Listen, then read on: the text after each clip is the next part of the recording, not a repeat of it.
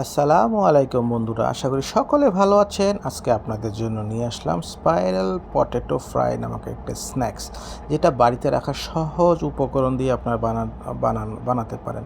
তো আপনি তো জানেনই পটেটো ফ্রাইতে কী লাগতে পারে, সেটা পটেটো 50 থেকে 100 গ্রামের ভিতরে হলে সবচেয়ে ভালো হয় একটা, এবং খুব ভালো মানের পটেটো যেগুলো আপনার বা আলু যেগুলো হলে আপনি খুব সুন্দর করে করতে পারেন। আলুগুলো প্রথমে ছিলে নিয়ে একটা একটা করে, আমি এখানে 5টা পরিমাণ আলু নিয়েছি। সেগুলোকে আপনি স্পাইরাল আকারে বা যে কোনো সর্পিল আকারে দিতে পারেন। সেই জন্য আপনার প্রথমে আলুগুলোকে ভালো করে ছিলে নিন।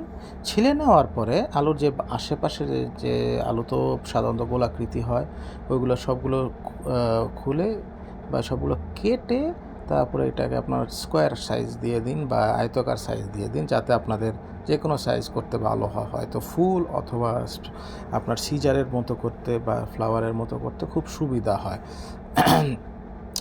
তো এরপরে এরকম করে 5টি করার পরে আপনার এগুলোকে গরম পানিতে হালকা 2 থেকে 5 মিনিট সিদ্ধ করে নেন।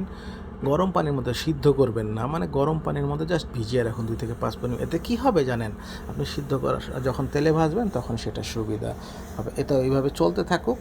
তা আপনাদের কাছে অনুরোধ করি, আমি আপনাদের জন্য যে চ্যানেলের মধ্যে যে ভিডিওগুলো আপলোড করি, অবশ্যই আমার কষ্ট হয়।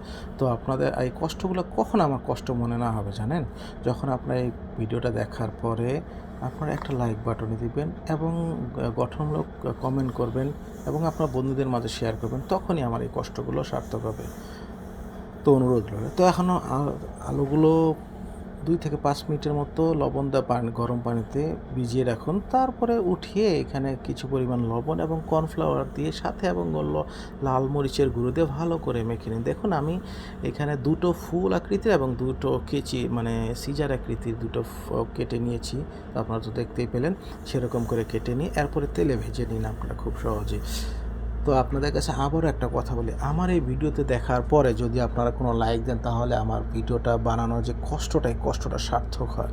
কেননা আপনাদের আমাদের এই ভিডিওগুলো সম্পূর্ণভাবে আপনাদের জন্যই বানানো হয়। এতে যদি আপনাদের সামান্য পরিমাণ উপকৃত হয়, আমি খুবই খুশি হই এবং আমার কষ্টগুলো কষ্টই মনে হয় না। এবং আপনারা যদি একটা গঠনমূলক সমালোচনা বা উপদেশ দিয়ে নামান, সবচেয়ে ভালো হয় তখন। কেননা আমার কোন দিকটা আপডেট করতে হবে সেটা হয়তো আমার জানা নাও থাকতে পারে, আপনাদের জানা থাকতে পারে।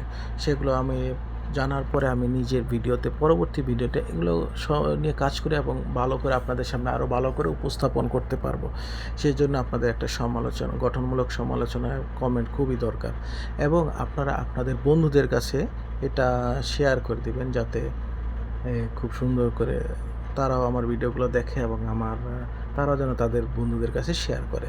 সকলের কাছে অনুরোধ, আমার ভিডিওটি দেখবেন এবং শেয়ার করবেন। তো একে একে করে সব আলুগুলোকে ভেজে নিন, এবং ওই যে আগে যে কাটা আলুগুলো সেগুলোও ভেজে নিতে পারেন, এটা আপনাদের ইচ্ছা, এখানে জোর জবরদস্তি কিছু না। তবে একটা কথা বলি আপনাদের কাছে, সবসময় যেটা আপনাদের বলে আমি, বাড়িতে তৈরি যে কোনো জাতীয় স্ন্যাক্স খাবার, ফাস্টফুড জাতীয় খাবার দোকানের বাইরের খাবারের থেকে শত গুণে স্বাস্থ্যসম্মত এবং হাইজেনিক। কেননা আপনারা জানেন না তো বাইরের খাবারগুলো কতটুকু স্বাস্থ্যসম্মত হবে বা কী পরিমাণ কী বাজে উপকরণ ব্যবহার করেছে, কি না খারাপ উপকরণ, এটা জানেন না। কিন্তু সেক্ষেত্রে আপনি যদি বাড়িতে যে কোনো খাবার তৈরি করেন, তো আপনি তো আর খারাপ জিনিস দিয়ে বাড়িতে বানাবেন না, তাহলে সেটা কী হবে, স্বাস্থ্যসম্মত হবে, আপনাদের খিদেও মিটবে এবং শরীরটাও ভালো থাকবে। আর বাইরের জিনিসটা হবে কি, বেশি দামি এবং এটা স্বাস্থ্যসম্মত কিনা জানা নাই। তো সকলকে অসংখ্য ধন্যবাদ।